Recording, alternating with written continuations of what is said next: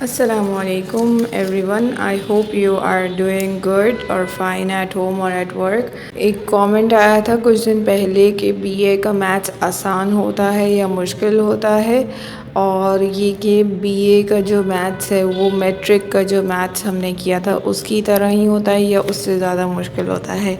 In short मैं पहले answer कर देती हूँ, फिर उसके बाद मैं आपको ये बुक्स भी दिखाऊंगी, आपको ख़ुद भी अंदाज़ा हो जाएगा कि इसमें होता क्या क्या है बीए के मैथ्स में।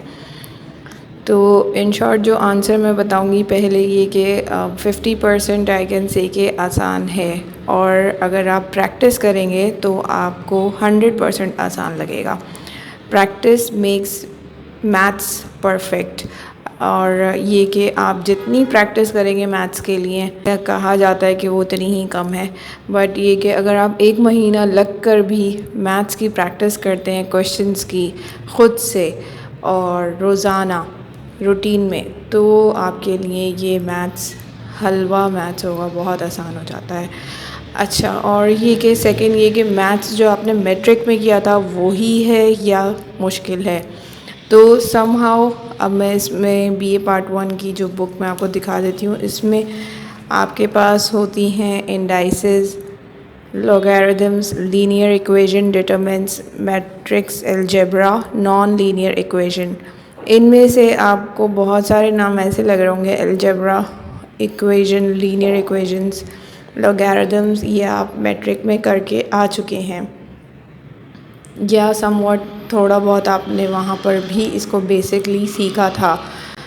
और पार्ट 2 में जो होता है लिमिट्स, डिफरेंट कोशेंट होते हैं, डिफरेंशिएशन होता है, application of derivatives in economics and comparative static analysis, optimisation होता है। इसमें भी आपको प्रैक्टिस की ज़रूरत है, और इसमें ज़रूरी नहीं है कि आपके पास ये चारों ही चीज़ें आएंगी एग्ज़ाम में। एग्ज़ाम में कभी सिर्फ लिमिट आती है, कभी डिफरेंशिएशन आता है एक क्वेश्चन में, कभी एप्लीकेशन ऑफ डेरिवेटिव्स आ जाता है। तो आपको प्रैक्टिस करनी है। आपको प्रैक्टिस कैसे करनी है वो मैं आपको अब बताऊँगी डिटेल में। ये 2 बुक्स हैं, आप अगर प्रैक्टिस करेंगे तो आपके लिए मैथ्स बहुत ईजी हो जाता है। और मोस्ट इम्पॉर्टेंट बात ये कि जब सॉल्व पेपर लेते हैं और इकोनॉमिक्स का पेपर आप जब देखते हैं, उसका पेपर पैटर्न देख लीजिए, आपको उसी टाइम समझ में आ जाता है कि सेक्शन ए में 4 क्वेश्चंस होते हैं, सेक्शन बी में 4 क्वेश्चंस होते हैं। आपको 2 क्वेश्चन सेक्शन ए में करने हैं, 2 क्वेश्चन सेक्शन बी में करने हैं। सेक्शन सी में मैथ्स होता है, मैथ्स में से आपको क्वेश्चन नंबर 9, क्वेश्चन 10, इसमें भी चॉइस होती है कि 9 कर लें या 10 कर लें। 9 में 2 पार्ट्स होते हैं ए एंड बी, और 10 में भी 2 पार्ट्स होते हैं ए एंड बी। इसमें भी फर्दर चॉइसेस होती हैं, तो चॉइसेस बहुत हैं। और एक मोस्ट इम्पॉर्टेंट बात कि आप सेक्शन ए में से कोई से भी 2 क्वेश्चन करेंगे, सेक्शन बी में से कोई से भी 2 क्वेश्चन करेंगे, आपकी अपनी मर्ज़ी है कौन से कर सकते हैं आप। और सेक्शन सी में से कोई सा एक क्वेश्चन करना है। Most important talk was this कि आपने सेक्शन सी में से मैथ्स लाजमी अटेंड करना है, चाहे वो मैथ्स में 9 क्वेश्चन नंबर 9 हो या 10 हो, आपने लाजमी मैथ्स अटेंड करना है। अगर आप मैथ्स का क्वेश्चन अटेंड नहीं करते इकोनॉमिक्स पेपर में तो आप फेल हो जाते हैं।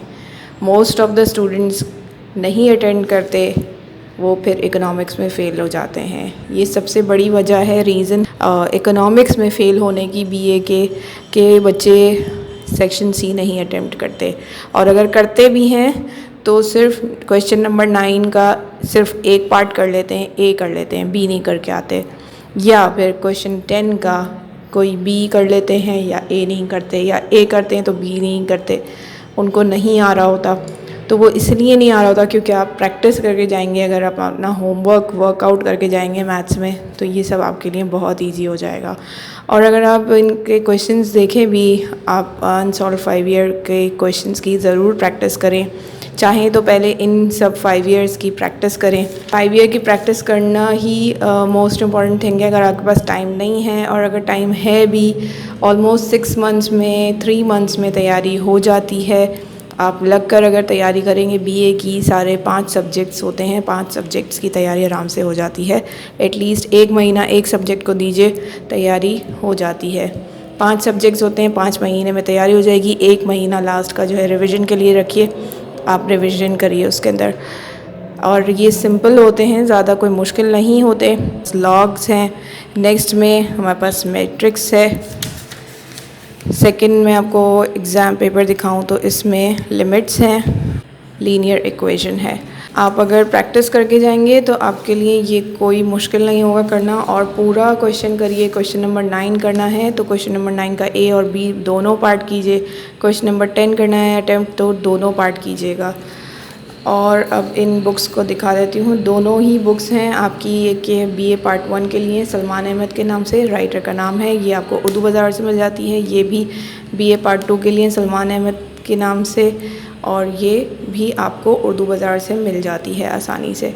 इसकी प्राइस है 45 रुपीज़, जो कि यहाँ लिखे हुए हैं। इसके भी प्राइस देख लीजिए, समवट 60 रुपीज़ हैं।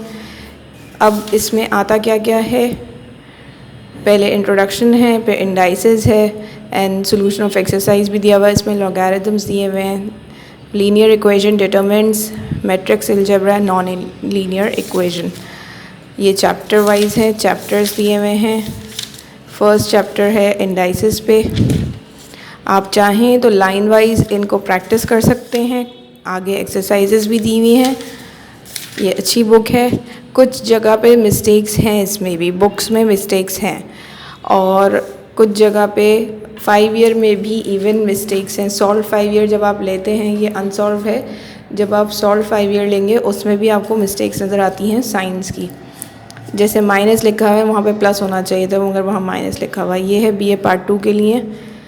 ये अलजेब्रा, बीए पार्ट 1 की अलजेब्रा के नाम से है ये, और बीए पार्ट 2 की कैलकुलस के।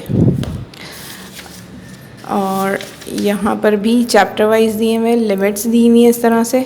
ये मैंने 2017 में ली थी। यहाँ पे डेट्स भी डाली हुई है मैंने, 16 अक्टूबर 17, 28 अक्टूबर 17 में रोज़ाना ही कर रही होती थी।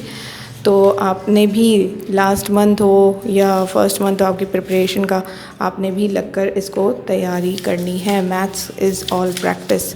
आप प्रैक्टिस जितनी करेंगे उतना ही आपका मैथ्स अच्छा होएगा, और आपको सारे क्वेश्चंस आ रहे होंगे वहाँ पर।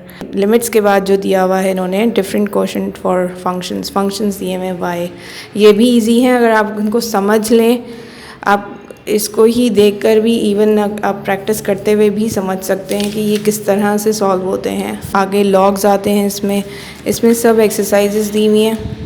डेरिवेटिव्स हैं, चैप्टर 2 है डेरिवेटिव्स का।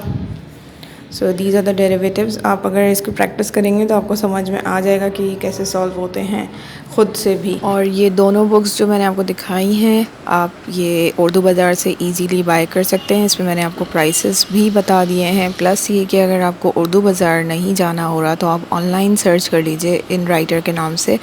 हो सकता है आपको इंटरनेट से अवेलेबल हो जाएं, या फिर आप अपनी करीबी जो बुक शॉप है आपके घर के करीब, आप वहाँ से ले सकते हैं। कॉलेज के करीब से बुक शॉप देख लीजिए, वहाँ से भी आपको ये बुक्स मिल जाएंगी।